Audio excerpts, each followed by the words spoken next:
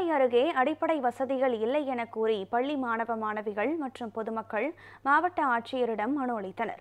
நீலகிரி மாவட்டம் உதகை அருகே இந்திராநகர் பகுதியில் சாலை வசதி, குடிநீர் வசதி உள்ளிட்ட அடிப்படை வசதிகள் இல்லாமல் பொதுமக்கள் கடும் சிரமம் அடைந்து வருவதாக குற்றச்சாட்டு எழுந்தது. இதுகுறித்து 8 வருடங்களாக அதிகாரிகளிடம் மனு அளித்தும் எந்தவித நடவடிக்கையும் எடுக்கவில்லை என அப்பகுதி மக்கள் குற்றம் சாட்டியுள்ளனர். இந்த நிலையில் பள்ளி சீருடையில் மாணவ மாணவிகள் மற்றும் பொதுமக்கள் ஆட்சியர் அலுவலகத்தில் குவிந்து மனு அளித்தனர்.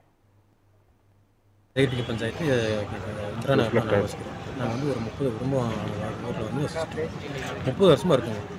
எங்களுக்கு வந்து சாலை வசதி ரொம்ப கம்மியாக இருக்குங்க. சாலை வசதியே கிடையாதுங்க. மழை டைமில் வந்து குழந்தைங்களாம் கூப்பிட்டு போயிட்டு வர்றது எல்லாமே ரொம்ப கஷ்டமாக இருக்குது.